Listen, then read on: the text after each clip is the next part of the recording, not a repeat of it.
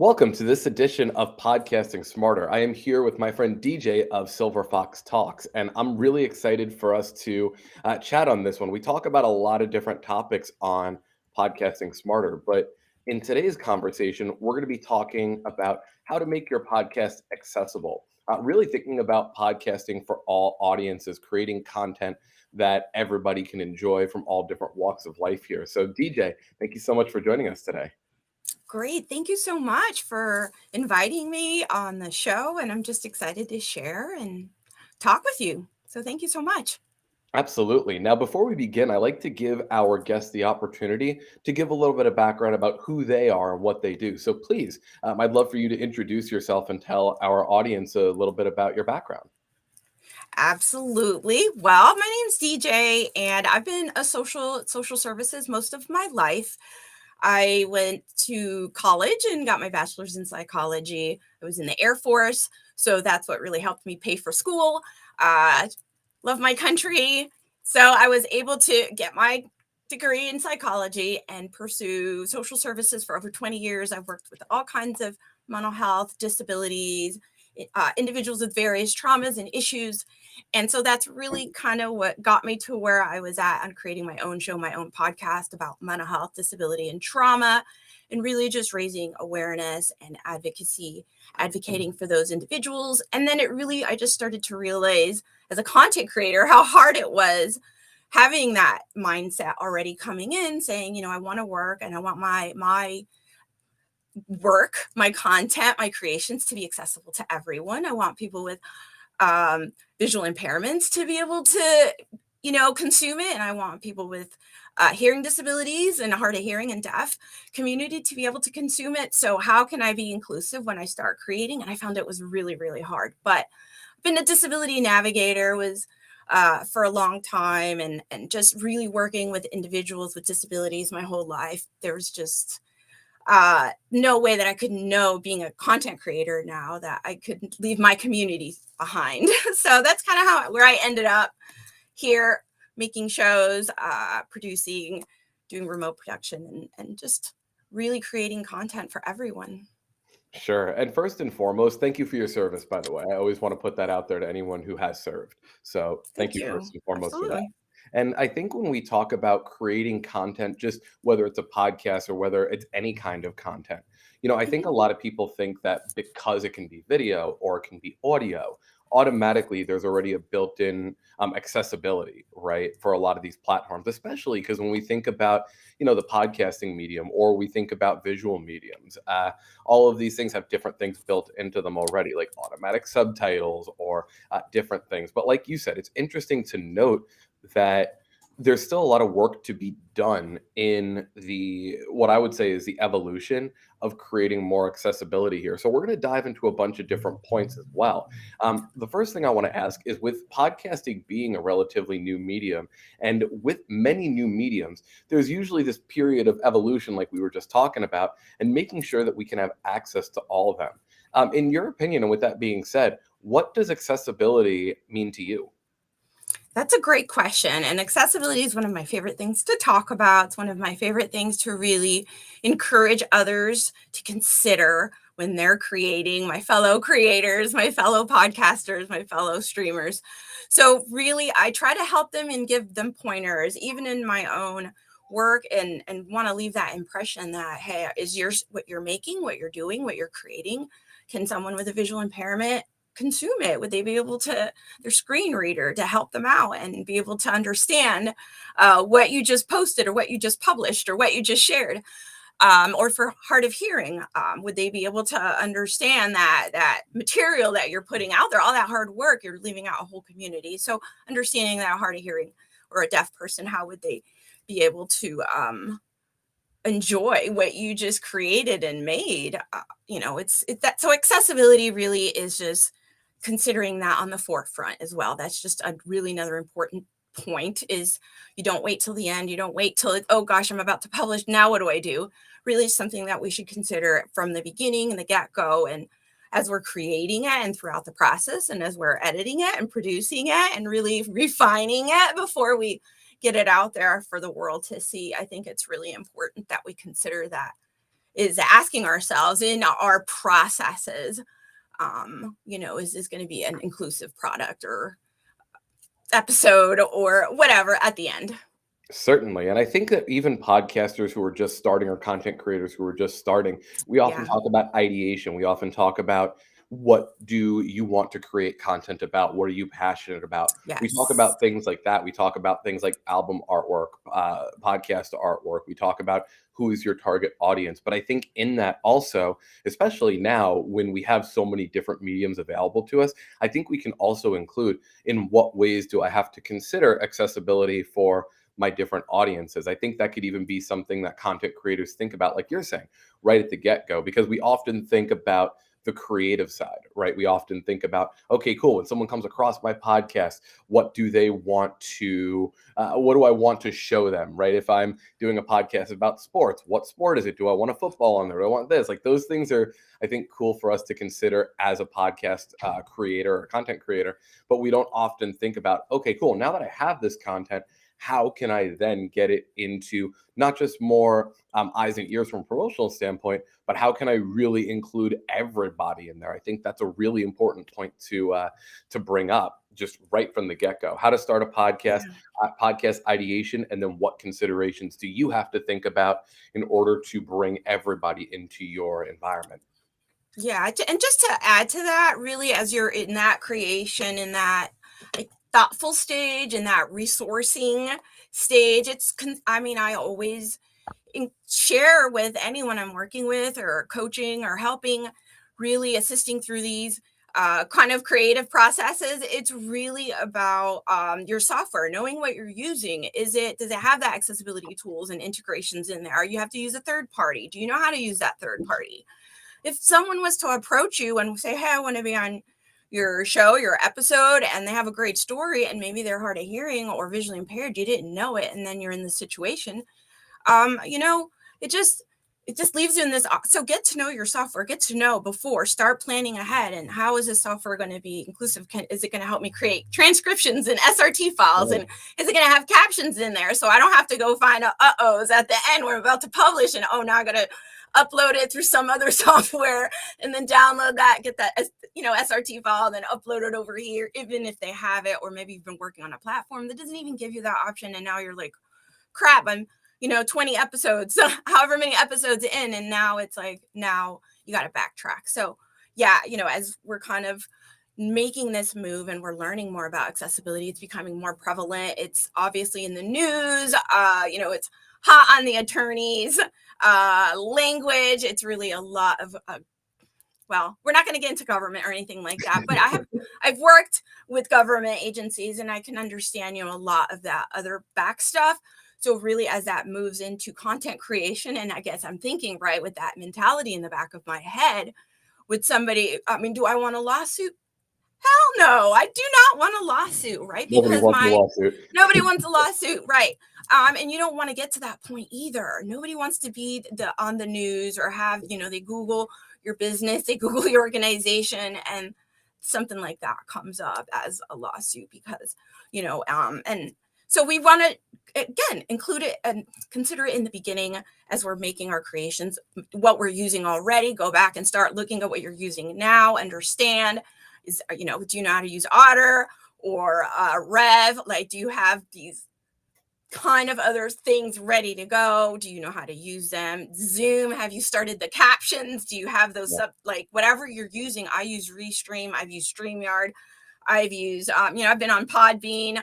So I'm constantly looking to see other softwares too that really do a great job, Descript, right, for really processing and getting those files. And at least now because it's important. It's really super important. So no matter what kind of content, I always encourage to know what you got and know how to use it and make sure you're using it to the best of your ability. Know those really accessibility integrations and, be the best content creator you can be. Absolutely. And it can even be something as simple as because you brought up when you're reaching out to somebody, right? Where a lot of content creators are doing interviews or they're doing hosting opportunities. There's a lot of podcasts that I know and a lot of content creators that when they send out their initial emails to people to interview, once they say, hey, I'd love to do this, they ask a lot of different things like, hey, just for both their sake and for the best experience, hey, what kind of gear are you using? Just so I know. And then Great. in that, you Mhm. can go ahead and include things like, are there any accessibility needs that we should be aware of to Absolutely. make it a better experience for you? And even if somebody, let's say, just has a preference, it makes it that much Yes. easier for them to be comfortable. When we're creating content, we want to be able to cater to everybody. But even if it's something where you can just create a mode to where someone is just even more comfortable being in that environment, then there's so many different tools, like you said, that are available. Even with us, we had a lot of content that, once we started seeing that platforms needed, that there was a need to be able to create Absolutely. SRT and transcript files, we have that baked into Podbean now. So people who are hosted with Podbean can Yay. leverage that. So it's And definitely that's great. Yeah. Exactly. And it's so important. And I'm glad that companies are really understanding, like, okay, this is important. We got to get our teams on this. And really, you said something else and it came to me while you were just talking there. Oh, options, right? yes. Giving your guest options. How do they want to communicate? And putting those questions, do you need any accommodations? How can I accommodate you best? If there's anything else you need, giving them that option, that blank space. Um, and just again, options on how to communicate. Would you prefer this platform, and just being more flexible, that way it's just more comfortable, and again, that puts you as more of a inclusive. It's kind of and it kind of puts you out there as, all right, someone that I can actually work with, and Right. they're going to understand, and then they're not going to, I guess, go into that judgmental, or it's a lot of frustration. And then once that frustration builds, you know how that can be. And an interview can go a little bit south quickly. So it's really making your guests comfortable. And that's one absolute great way to make your guests super comfortable and bringing them in that onboarding process, and without, just giving them that autonomy to share, and you being receptive and listening and more of an active listener in that sense. So it's great. I'm glad Absolutely. that we're all doing that. We all should be including that kind of in those questions if we're sending out. However, we're trying to gather that information on our guest for our guest. Certainly. And now let's kind of talk a little bit about that too, because, when we're talking about bringing somebody in, when we're talking about having somebody as part of our content creation, right? Introductions have become more and more important when it comes to accessibility and inclusivity. What are some basics in regards to introducing people, and what practices can we incorporate? We talked about a couple, but in your opinion, what other practices can we incorporate to make it an even more inclusive experience? Well, one of my favorites, and one that I speak a ton of, then I really try to encourage so many other creators as we're collaborating, is visual descriptors, visual description of yourself, right? So if we're doing an audio podcast, talking what we appear at the setting we're in, right? So, hey, I'm DeeJae. I'm a Latina with olive skin. I'm a brunette. I've got silver hair that gives my name Silver Fox Talks. I have a big smile. I'm wearing red lipstick, brown eyes. And today, I'm wearing a white shirt, and I'm in my background has positive affirmations. So that right there, a 10-15 second visual descriptor, really just memorizing it. You kind of generally don't really change in appearance too much unless you love changing your hairstyles, something like that. But it gives that visual description of what you appear like, and adds that extra sensory to your podcast, gives the auditory listener extra, right? Information to be able to create. And you're creating that environment. And that's something also that I always talk about, is when you want to create that environment, when you're really setting the stage kind of for your show. And I think, it's something that you want to, again, it shows how inclusive you are, and it kind of opens that door to say, hey, I really want to support people with visual impairments. Here's a visual descriptor. And oftentimes people don't want to share things like that, whether they have a disability or not. So it kind of just, that visual descriptor is just one of my favorites. We've had so many conversations on that, but really, honestly, my take on it is 15 seconds or less, 10 seconds. Like, it doesn't change. You'll start practicing yours and you'll have yours down, and it'll be Sure. super quick and easy. And it just, again, it enhances the experience, not only for the listener, but it enhances your brand, right? Can't Yeah, beat that. absolutely. I think that also, if we think about one thing that I thought of when you started talking about that was, I remember when in high school and even in college when they were discussing like creative writing. I know it's Mhm. going on a little bit of a different path, but I remember they would say that some of the best authors in the world wouldn't just write the dog walked down the street.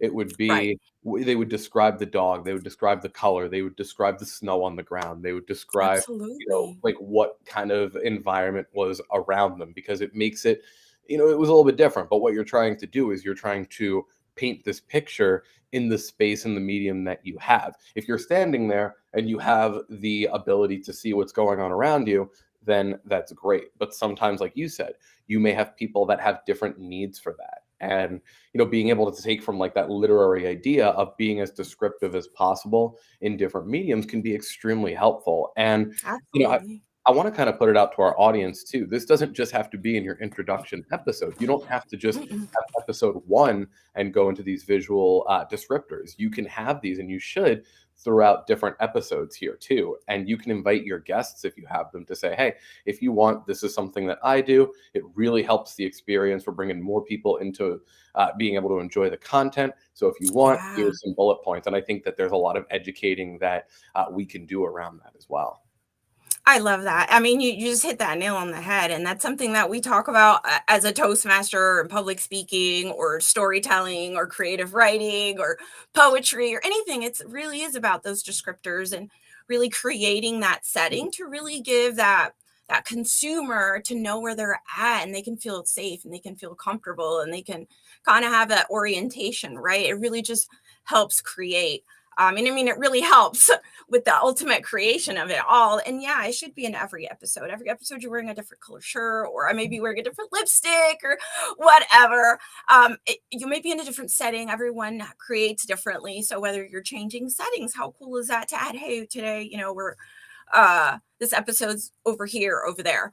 So it's just really interesting, and it really brings a lot of value, I think, to your creations, to your episodes, when you can give your audience that extra sensory addition. And again, it helps people enhance, right? Enhances. You don't know how they're going to really receive that information, but it's really important, I think. And that's one of my favorites. So, and it's And I think it always can good to share.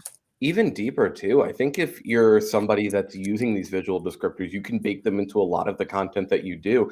Even so Mhm. much to where you are using it to help build, like we talked about, build the scene. But what you're Mhm. doing also is Throughout. you can, yeah. So, like for example, you were talking about the shirt. If you have a really positive message on your shirt, and you notice that your guest does too, uh, I think what you can do also is you can choose to have it be as kind of technical as we're talking about, where it's like, okay, cool, here's the block where I talk about this, or even during the show, hey, that's a great shirt. I noticed it said this, and you can bake it into kind of the Oh, yeah. storytelling side of it. And I think that there are things right up front that you can do to announce, hey, this is the setting that we're doing for here. But as you go through the episode and you're saying, oh, I'm talking to this guest, I noticed that you had this in the background. There may be Yeah. A book, a picture. exactly. Yeah.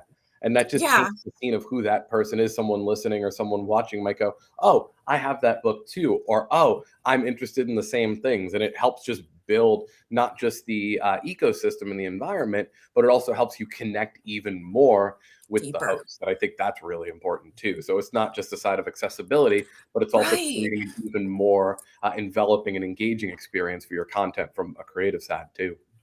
Oh, yeah, and that's happens in multiple occasions. So again, that I think, just going back to, like, I don't know if we really talked about SRT files or those written No, we're going transcripts. to. We're going, Yeah. okay, then I better not get ahead of myself. But again, like when we talk about that, that will show up again in that conversation. Well, let's actually jump into that too, because the next Okay. question I have is really going to be talking about transcripts and subtitles here. So, how Yeah. important are subtitles for a podcast, and why? It's such an Subtitle. open-ended question, but I Oh, I mean, it's so know important. why. The why are they important? Again, aside from accessibility, we know accessibility is very important. It should be important. It's becoming more important, more prevalent. Again, like I said, so captions. Listen, everyone loves. Not everyone. I shouldn't even say everyone. A lot of people like captions. Okay, there's multiple reasons. Number one, captions kind of allow for the viewer to stay on longer, right? Extend your viewership if Right. you're doing, like, so we know that captions do that, aside from being inclusive.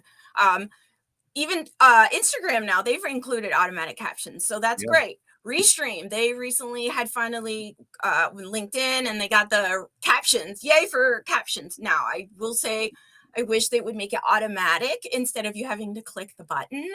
Like, again, that right there, like, you have to click the button to make sure the captions start rolling through software, instead of having that software already make it automatic and really putting it on the person. Now, I will say this: we want our software to be as accessible and give us as creators that option, but at the same time, we want the consumer to have the option too. Certainly. So when I say things, I don't want it to be like it should be one way, because that's not the, but I always go back to having the options. That's just the safest way. So you have the options for captions. And I prefer them automatic in the sense where they're there and you don't have to trigger them as a creator, but they can be turned off if need be, and they can be adjusted, right? The caption size, the placement, stuff like that. So I think that that's important. Having captions and having software, and then knowing, again, going back to that software, knowing if it's there, knowing how to use it when you're creating and you're selecting what you're going to be using, and platforms that you're going to be really investing on, understanding, and that they have that. And then but going back to the captions are just, again, it enhances the experience. I think that we all understand that they're, with the numbers the way they are, meaning in the sense of people with disabilities, people that really don't really share types of disabilities that they have, and that's a whole nother conversation. But as creators, we should be considering and having that on the forefront, again, as we're creating, to give the option to the audience, to the consumer, if they want to use the captions and if they need the captions, without doing the runaround. I've had to do the runaround to use third-party software, and and that's money, and that's a whole nother conversation, is the financial barrier, that to communication, or just something that should be so. Communication, right? Well, Of communication course. is something that, and everyone should have access to communication. So again, thinking of it from that human perspective, and again, I guess this is where my advocacy comes from, but Yeah. really from that human perspective of anyone, even a person with disability that really can't see it, but has a screen reader to assist them to consume it. Are we considering them too? Sure. So, but captions, again, for the hearing impaired that can't hear your content, and have that available, even if it's an auditory, or again, providing a full transcript, is so important. Giving them the option of how they want to consume it. And not everyone with this disability has the same disability, right? There's Right. so many Right. different levels of impairment of the hearing, or a visual impairment. I mean, it's just so diverse in itself. So the best way is just to make sure you're having options for them to consume it, whether it's auditory or through reading it. So, Certainly. and yeah. And kind of to the point too, I like what you talked about, that even people with accessibility needs might have different levels of such. You may have somebody that, for example, really does benefit from having both happening simultaneously, one thing to reinforce. And I think Hmm. it's really important too, because especially when we think of podcasting, we think of it as a very auditory medium, right? Something that you're Yeah. listening to. But I think that the podcasting community, especially in 2022, of the time of this broadcast, is starting to see, there are people that, like us, who have the Podbean podcast app, where transcripts and subtitles can run right on the listen back experience in the app. Apple Podcasts has transcripts that you can search.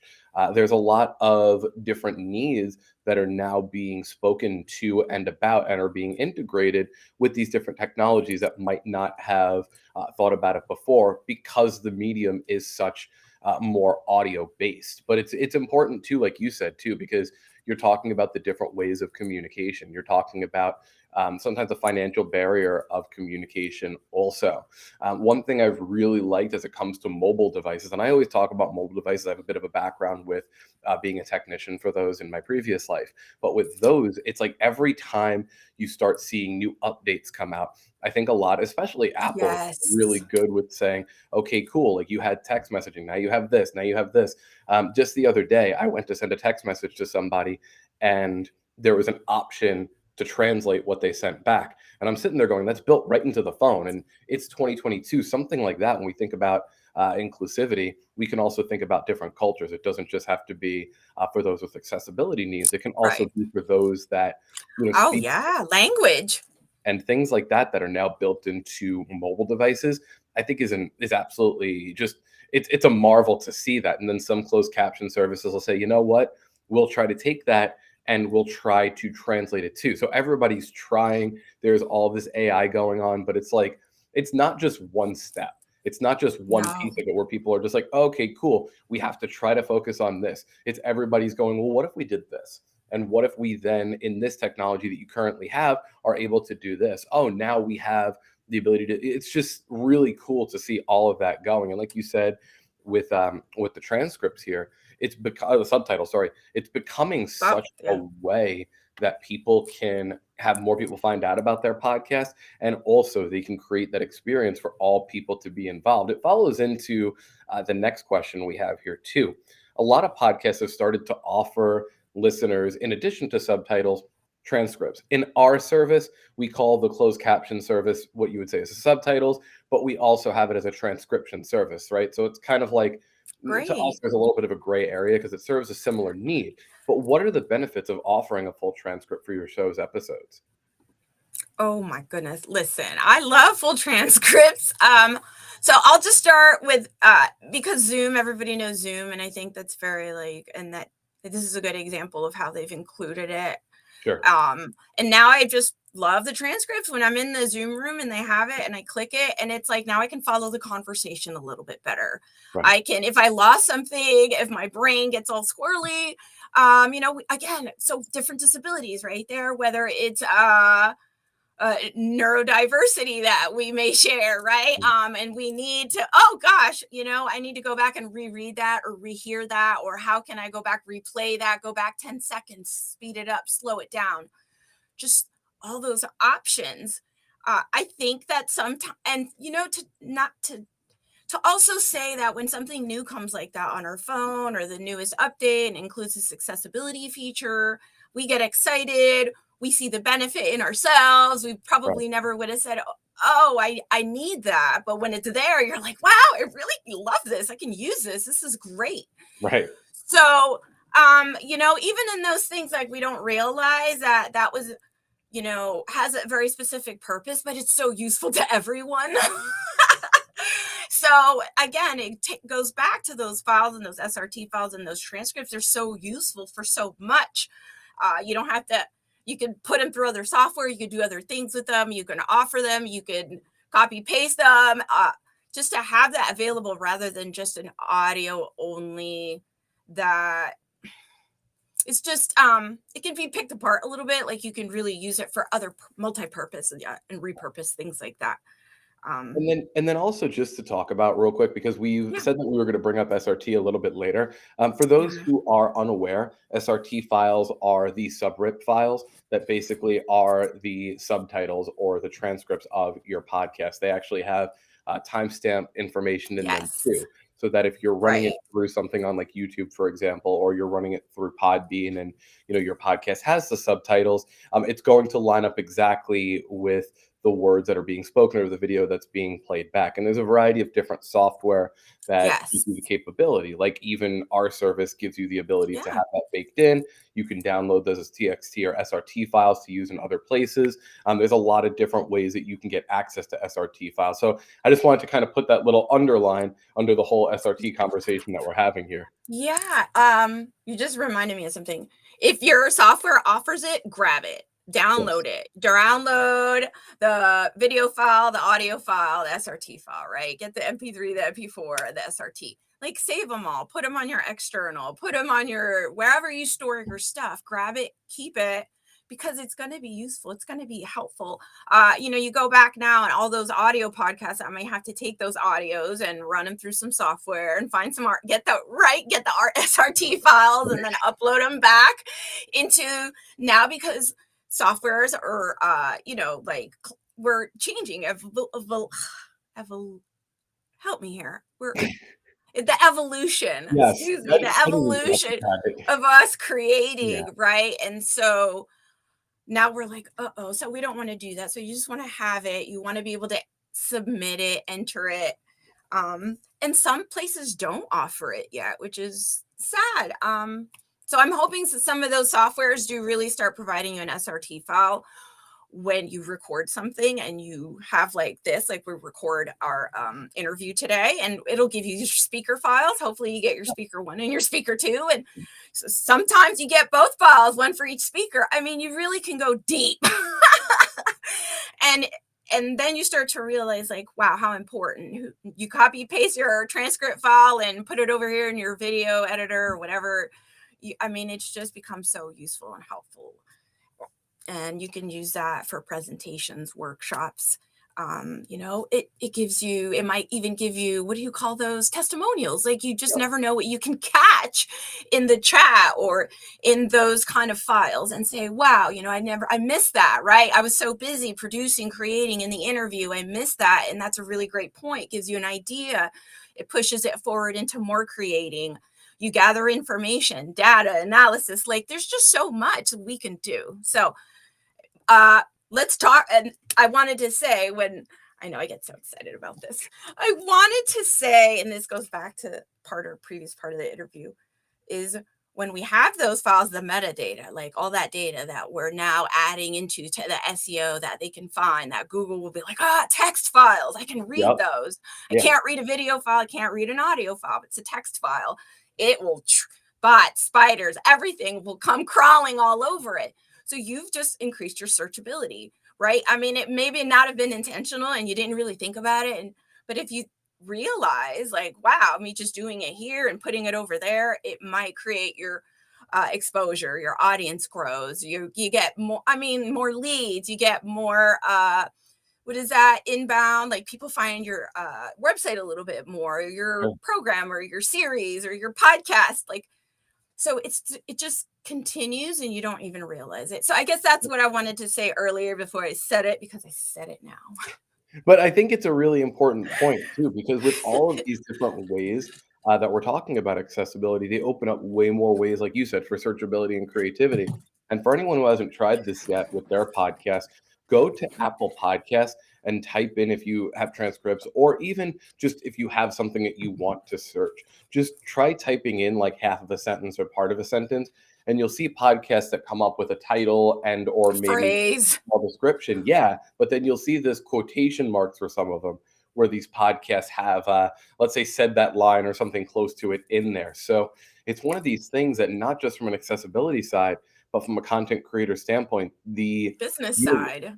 Exactly. The utilization and the awareness of creating a more inclusive environment has also given content creators a way to be more creative, create more content, and be able to be discovered a little bit more, which I think is such a huge benefit. And it actually, I want to talk about something here because it kind of speaks to a little bit. And I use these segues a little bit, mainly because I think it's important for us to kind of see where we're going in the conversation. But let's say you're searching a transcript, or let's say something comes up. There's a lot of different content out there, both video, podcasts, and some things that might not be proper for a certain audience, let's say. So we're going to talk a little bit about trigger warnings, because this is something that we've talked about and heard from a different podcasters, and there's some different opinions on where to draw the line. For example, if your episode is for kids or has triggering content or is genre specific. I myself, I am a fan of the horror genre. So obviously some of the content that might be in some of those podcasts might not be suitable for all audiences, right? Correct. So there's a lot of different content and a lot of different ideas as to how we should approach trigger warnings. And I think that this could be part of it. What have you experienced in regard to trigger warnings, and how is it best to go into incorporating them on your podcast? Wow, great question. And another question that I get super excited about. So here we go. Yeah, trigger warning. So full disclosure, I use them in mine. Every episode, I go ahead, I give a verbal trigger warning. I also have one on my card, my video card.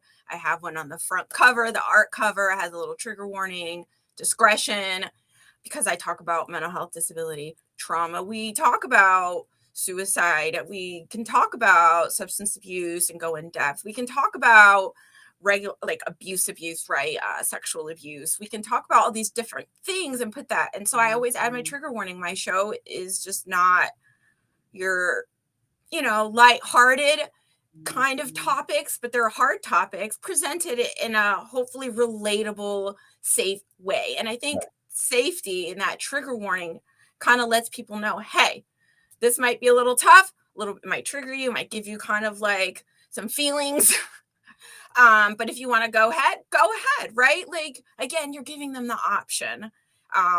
There's been times where I don't like dark things, in the sense where I don't like, I don't mind horror movies in this. Sure. Like, that's fine. And I like music, dark music and stuff like that. But sometimes it's just hard, right? So given the times we're in, and not to get into politics or anything too deep, but given the times we're in, people are going through a lot. And so the trigger warnings really help. Like, I just think right now it's a sense of compassion, a sense of kindness. And I don't know if that's kind of cheesy or not, but given from the perspective and the approach and from the advocacy standpoint, I always want to encourage trigger warnings. I've had to tell friends, like, hey, you wanted me to listen to that Audible? That was a little, that was a little dark. That was a little deep. Like, you could have gave me a trigger warning. Like, there was just like a lot, and it would have been easy. So, I often feel like, if it triggers me, I'll just, and that's, I think as a creator, you want to know, right? Like, you want to know, is this stuff triggering? And, how can I alleviate? You don't want to turn people off either, right? Like, nobody wants to turn someone off. So you think of it that way. Would this turn somebody off? I want to, who you're speaking to, who your consumers are, your audience, who you want to, attract, but you don't want to offend. And I don't think anybody wants to offend or make anyone uncomfortable. And that's not the purpose of what they're doing, right? So in horror or in gore or in all that stuff, it is for entertainment, right? So we get that, right? Yeah, this is for entertainment purposes, but yeah, it might trigger you. Like, you don't know what someone's been through.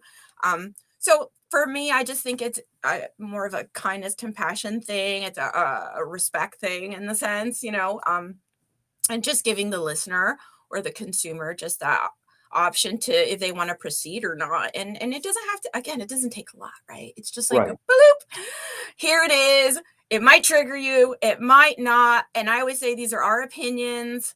This is just our experiences, and we move on to it, right? And I guess it just depends on the content you're creating at that point. So I really shouldn't speak much more to the how-tos. I can speak to my how-to, whether it's on the back end offering resources, or offering it in your information that you're providing for your podcast in there. Like, this conversation talked about this, but here's some resources. Even if you don't verbalize it in your podcast, maybe you have those wonderful crime ones, those podcasts that are just so fun. But you might want to say, hey, I don't know. Again, that's up to the creator. Certainly. But just the warning in itself, I think it just gives the listener the option. And it's a respect thing, or just to kind of, I don't know. I hope that answers the question, because I'm for it. It definitely does. And I think that, I like to use movies as an example, and especially horror, because, I've talked to some of my coworkers about this. I can handle some pretty like heavy and crazy horror movies. Like, I can personally, I can go down that road. When it comes to things that are happening in the real world, it's very different, because obviously, like, it's a different thing. But when you think about different ratings, even like the rating systems that we use for movies and things, it's video very games. broad. It's very broad. Like, something has to really sit 100% in one of the top, like, hyper categories in order for it to get the highest rating of like an MA or something like that. But Mhm, there are mhm. things that even sit in like a TV 14 or even a PG 13 kind of setting that can kind of skirt like, well, we say this once and we do this thing once, so we technically fit here, but this is in the same kind of vein as Yeah. hundreds of other pieces of content that actually don't have anything to do with any horror related, gruesome, or tough content, and especially when our audience isn't just, let's say, adults. You're talking about kids, you're talking about young Yeah. adults, you're talking about teenagers, you're talking about a wide gamut of things. And content creators also sometimes, when what they talk about is one topic, they will, in lack of a better term, they will go in between different interests. Like, and there was a case years ago where, for example, like YouTube now has the YouTube for Kids section, and it has to meet all of these conditions. But if you're somebody that does content that's geared towards adults, but you have SpongeBob in there, someone can go and, see your content that has SpongeBob, and everything else is not about it. So it's one of these Mhm. things where it's kind of a balancing act between how much do Yeah. you give away about your content up front to make the content you're creating as inclusive, and how much gives too much of the plot away. I think that for a Oh, lot of yeah. content creation, you can usually give a lot away, but I think that more and more you're seeing podcast content creators be really conscious of that. Hey, here's some of the more of the specifics as to what's Mhm. happening. Even you see it on Netflix, like this is rated whatever it is, but here's XYZ ABC that kind of happens in it. And it's very broad, but I think the more content comes out and the more artistic freedom people get, the more they're seeing, okay, cool, we have to be a little bit more specific here, a little bit more specific. Okay, Sure.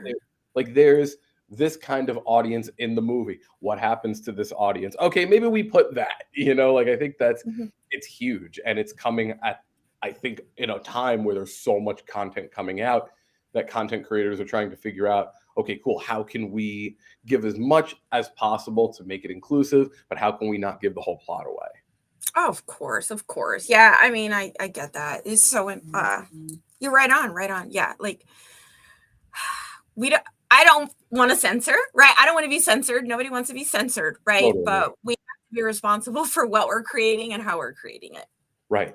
And I love And that too about the responsibility, because the responsibility, again, like when we are creative people and we have so many tools at our disposal, I think a lot of times that gets lost. A lot of times it gets like, well, I am a person who can just put out the thing, right? It's just such a broad statement. But like you said, there is a responsibility, but not just from accessibility, but also saying, well, I'm the person behind who's putting this out.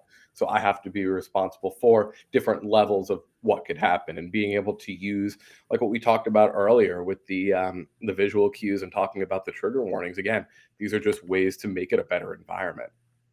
right, safer area, people know what to expect to a certain degree.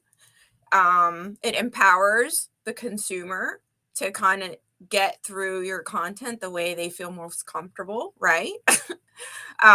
Giving them options to go different places to get whatever they need and keeping it simple. I like to talk about, nobody wants to jump five clicks, five hoops to get somewhere. Right. So just keeping everything really nice, clean, simple. One thing we didn't talk about, and as podcasters, is our language, maybe slowing down our language, maybe understanding those cognitive differences that we share, and that maybe goes back to storytelling. But again, that's accessibility in itself. Maybe if we start to understand our own languages, what we're saying, how we're saying it, and that goes to responsibility as a content creator. And I've talked about this too. We just haven't talked about it yet in this podcast. Right. But I do always kind of say, we're in charge of what we're doing and how we're doing it, what we're presenting, and you shouldn't put it on someone else to kind of be put it on them to kind of deal with it, right? So if the trigger warning wasn't there and now they're dealing with the, oh god, that caught me off guard, I didn't like that, that didn't feel good, I'm Right. turned off and I'm moving on. And or if they can't hear it or see it, right? Or if the language, right, like they can't really like understand it, or um it's just so important, I guess. I think it just to be the way we do things, and we have to take ownership. We have to be responsible with what we create and what we're putting out there. It Certainly. really falls on nobody else. Right. And And to put it on someone else that is, again, struggling, I guess, or having a difficult time with your stuff, like, I don't right. know. Absolutely. And I think again, like when we do talk about, especially in podcasting, where there is such a there is a low financial point of entry with a lot of people. You know, you can start a phone, or you can start a phone, you can start a podcast right from your phone, right? Yeah, yeah. So I think when that comes, a lot of people just go, "Oh, I want to create today. Here we go." It's less, like you said, more of the it's less of the consideration, which is starting to take a great turn towards people thinking about more of that before they hit the record and publish buttons. But it's exactly like you said. It's kind of like this culture shift. It's more of, okay, now that you're putting stuff out, everybody can do it, or a lot of people can do it. So in that way, what can we do as content creators to make sure that we're creating the best environment instead of just hitting record and then, like you said, telling people just to kind of deal with it? Like, okay, this is what I'm putting out there. I mean, you didn't say it as bluntly, but I did, right? Yeah, yeah, So yeah. No, but you're picking up what I'm putting down. exactly. Yeah. I'm putting out the content. So now you got to deal with what I'm doing. No, it has to be the opposite. This is the content I'm putting out. It's designed for this audience. And here's what we can do to make it a little bit easier for you to digest and just kind of give you the heads up as to what's going on. The last thing we're going to talk about here is really just about the visualization of the industry and where we're going, the broad industry of creators, right? As the industry changes and grows at such a rapid pace, what are some trends that you see that may be in our future as the industry and technology evolves? And what can we do Mm. to make sure our podcasts remain inclusive and accessible for all audiences? It's kind of like a nice little bow on top of the whole thing, even though this whole conversation, I think we really opened up a lot of opportunities for people. Yeah, no, I mean, I think everything we shared are valid ways, really important ways that we can start now. We can start changing, considering what we're doing. And I always like to, say, and I heard this from somewhere else, so it's not mine to keep, but it's progress, right? Over perfection. So the little steps that we're taking, the habits that we're forming, doing it on the front end, and then knowing, right? Once the process is in place, the process is in place. Right. Once you've gotten, you know how to get that SRT file, once you've hit the record and you know you're going to be able to get it and you know what, saving it, doing with it, moving forward, you get that visual descriptor down. Now you can help your guest. You got your sense of tools, you know what's in your toolbox, you know what you're working with, you know how you can begin to accommodate your guest or your listener or your audience. You start to become more familiar with the software, and it's just like anything else, it speeds up. Like, it's not going to take as long. Right. Eventually it's going to just become kind of second nature, and you're going to be like, yeah. And then, again, it's putting us on the forefront. It's putting us on the, oh, okay, like these podcasters, these creators are really like accessible and are really like on the forefront of how, what they know, what's up. They know how to be inclusive. They're setting the example. And I think part of what we do as creators, whether it's podcasters sharing information, entertainment, but we're also like, there's a leadership in there. There's a sense of, you are a leader, you're an influencer in some capacity, and you have to accept that. And again, it goes back to responsibility. But you're taking what that medium you've chosen to create what, and you've put so much into it. I mean, this is just uh, a really great way to push yourself forward, to make your brand that much more accessible to everyone, that much more respectable, and a quality, right? Like higher quality. So who doesn't want those things? And then all the things that we kind of talked about that fall into play once we start implementing some of those accessibility practices, that you start to get maybe more searchability on this end, or you've got some new leads, or you've got some new listeners, some new fans, because now they can access your content and they really enjoy what you're putting out. Because if you're talking about, we're going to loop this back to a sport or something like that. I mean, people with all kinds of backgrounds may like sports. So you want that sports podcast to be accessible to all the listeners so they can consume your amazing sports podcast. Absolutely, yeah. And it's interesting too, because I think a lot of people, it kind of goes into a variety of camps, right? Someone Yeah. that's starting a podcast now, I think has all of these resources available, to search out, or with, like Yeah. you said, a lot of these companies now exist. Podcasts that may have started at the advent of podcasting, they may have just been like, okay, cool, here's the content.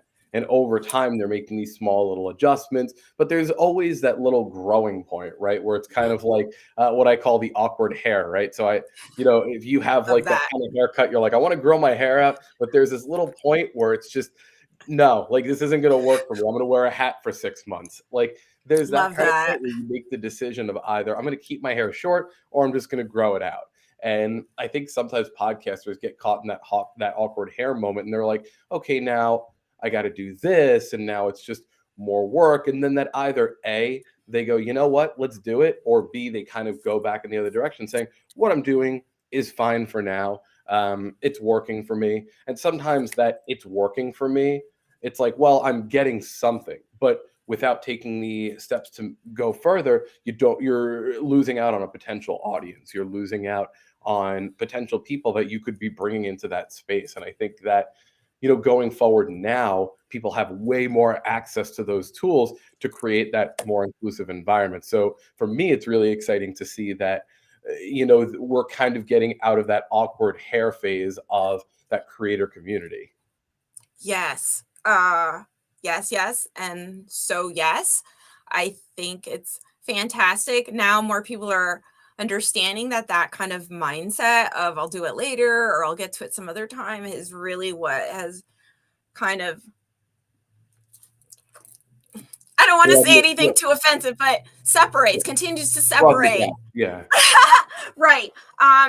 So, and it is time consuming and it is intimidating. Gosh, all those things are so true. Like, where do I start? But now there's people like us, right, that are starting to say, okay, if I can do it, I can help my friend do it. We can all start doing it. Then we can help the next person do it. And it's just that easy. Like, oh, it's just a visual descriptor, right? Like, literally, it was only like 5-10 seconds to kind of create that and do that throughout that plot line and really you start to realize how easy it becomes. It's, again, going back to that, but that mindset of, oh, well, yeah, and just turning that blind eye, gosh, that's terrible.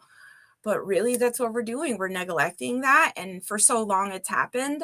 But it can no longer happen. That's Right. what we're saying is like, you can't keep doing that. And now there's people to help you, people like me, people that want to be like part of that forward progress into being more inclusive and diverse and having, you know, just really upping their brand and what they're doing, their organization, their business, just saying, okay, it's really worth it. Like, it really is important, but you have to kind of, like you said, make that commitment. Like, you have to lean into it.